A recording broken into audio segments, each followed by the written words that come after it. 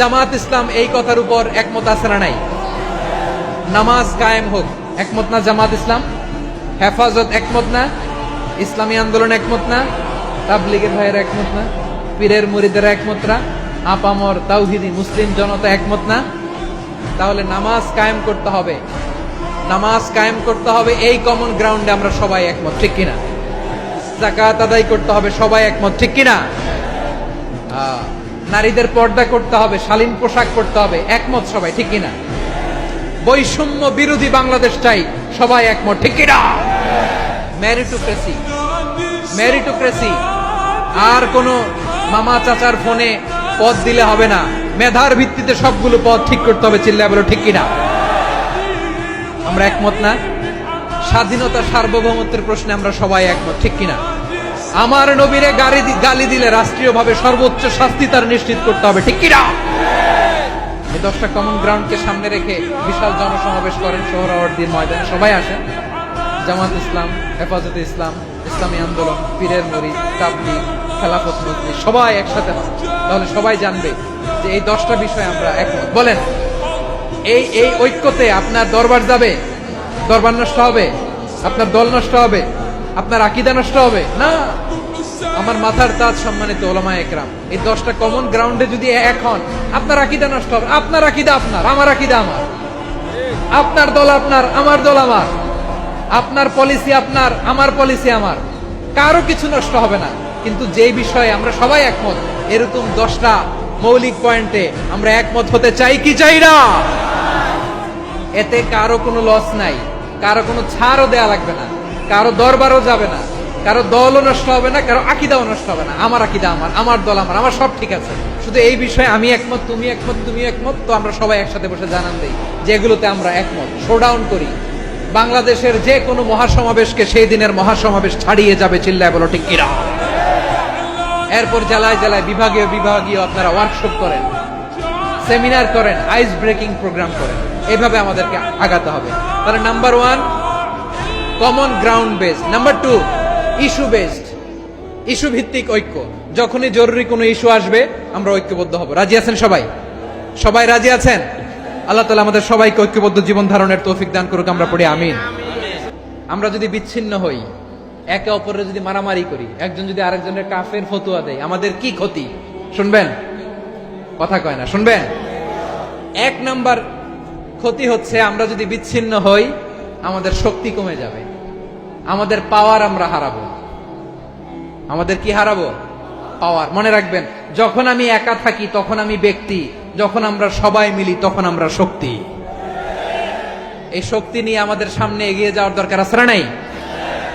তাহলে আমরা যদি বিরোধে নিজেরা বিরোধে লিপ্ত হই, আমাদের ক্ষমতা, পাওয়ার ছুটে যাবে। আমরা এই পাওয়ার হারাতে চাই না, ঠিক কিনা বলেন? রব্বুল আলামিন ঠিক তাই বললেন। রব্বুল আলামিন বললেন, খবরদার, ওয়াতিউল্লাহ ওয়া রাসূলাহু ওয়া লা তানাযাউ ফাতাফশালু ওয়া তাযহাবা রিহুকুম ওয়াসবিরু ইন্নাল্লাহা মা'আস সাবিরিন। আল্লাহর আনুগত্য করো, নবীর আনুগত্য করো, কিন্তু খবরদার নিজেরা বিরোধে লিপ্ত হয়ো না, নিজেরা মারামারি করো না, তাহলে তোমাদের শক্তি কমায় দিবে কে? ফাতাফশালু, তোমরা সাহস হারাবা, ওয়া তাযহাবা রিহুকুম, তোমাদের শক্তি কমে যাবে, পাওয়ার কমে যাবে।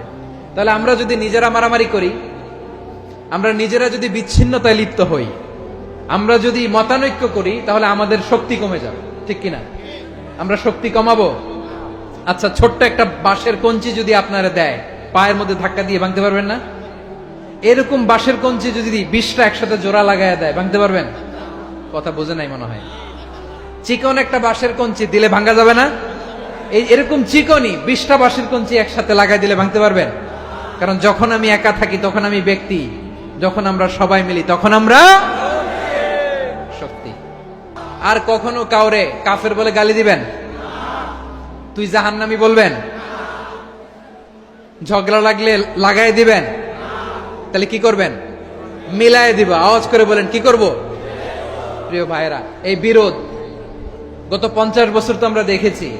ধর্মীয় অঙ্গন বলেন, সামাজিক অঙ্গন বলেন, রাজনৈতিক অঙ্গন বলেন, এই বিরোধ আমাদেরকে শেষ করে দিয়েছে।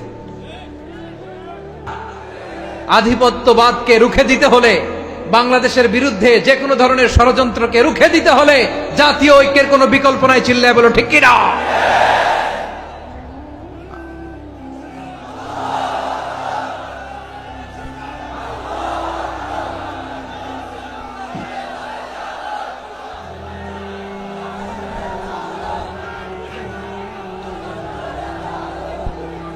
আমার প্রিয় ভাইয়েরা, আমার ভাইয়েরা,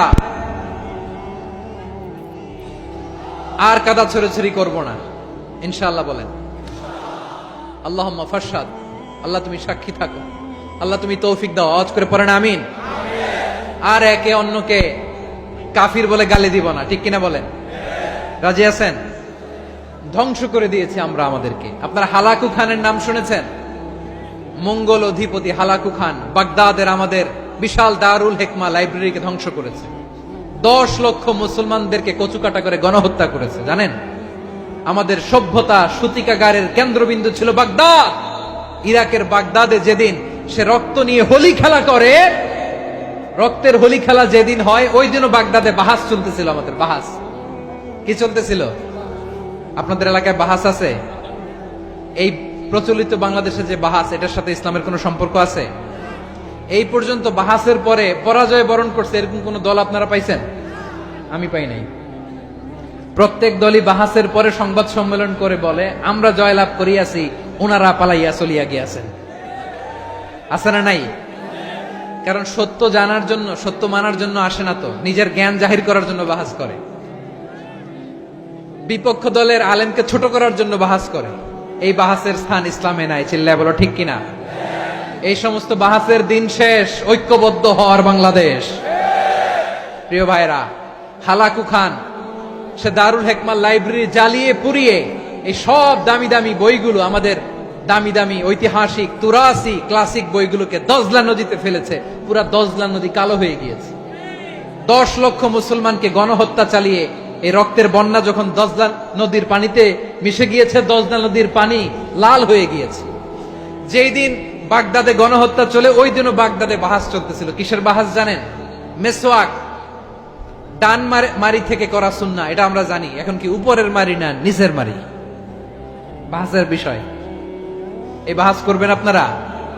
বিশ্ব যখন এগিয়ে চলেছে, আমরা তখন বসে বিবি তালাকের ফতুয়া খুঁজেছি কোরআন হাদিস চষে। তালাক ইসলামের অনেক গুরুত্বপূর্ণ অনুষঙ্গ। তালাক কোরআনের একটা সূরা। কিভাবে তালাক হবে না হবে আমাদের ফোকাহায়ে একরাম, আমাদের আকাবেররা সব বলে গিয়েছেন, সব জানা। আপনি হয় এটা মানবেন, নয় ওইটা। ওইটা নিয়ে বাহাসের দরকার নাই, ওইটা নিয়ে মারামারির স্থান ইসলামে নাই। আওয়াজ করে বলেন ঠিক কিনা?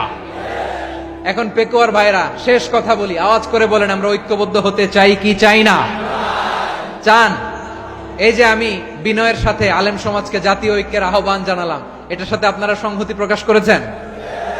বিনয়ের সাথে আজকের এই পেকুয়ার ময়দান থেকে আমাদের রাজনৈতিক নেতৃবৃন্দদেরকে জাতীয় ঐক্যের আহ্বান জানাই, আপনারা সংহতি প্রকাশ করেছেন? এখন এটা রোড ম্যাপ কি, কিভাবে আমরা ঐক্য প্রক্রিয়াতে এগিয়ে যাব? শেষ কথা বলি, একেবারে সহজ। আমাদের ওলামা মাশায়েখদেরকে, আমার মাথার তাজ, তাদেরকে আমরা বলি, এই যে আমরা ঐক্যবদ্ধ হই নাই, আমরা কি বড় কিছু অর্জন করে ফেলছি? বলেন, আমরা কি খুব পাওয়ার সম্মানের জায়গায় আছি? খুব স্ট্রেংথের জায়গায় আছি? তো কিছুই তো নাই। আপনি ঐক্যবদ্ধ হইলে সমস্যা কোথায়? এমন তো না ঐক্যবদ্ধ না হওয়ার কারণে এতদিন আপনার অনেক কিছু ছিল, ঐক্যবদ্ধ হলে আপনি হারাবেন, এমন তো না। তো কিছুই যেহেতু আপনার নাই, আমার নাই, ঐক্যবদ্ধ হলে আমরা সমস্যা কোথায়? ঐক্যবদ্ধ হয়েই দেখি না, ঠিক কিনা? ঐক্যবদ্ধ হওয়ার দুইটা ওয়ে। রাজনৈতিক ঐক্য কিভাবে হবে? রাজনৈতিক সম্মানিত নেতারা ঠিক করবেন। আলেমরা কিভাবে ঐক্যবদ্ধ হবেন? শেষ কথা বলে শেষ করছি, খুব গুরুত্বপূর্ণ। This is the punching line. এদিকে তাকান। ঐক্য হবে দুইটা পদ্ধতিতে। একটা হচ্ছে কমন গ্রাউন্ড নিয়ে, বেসড অন কমন গ্রাউন্ড। যেমন ধরেন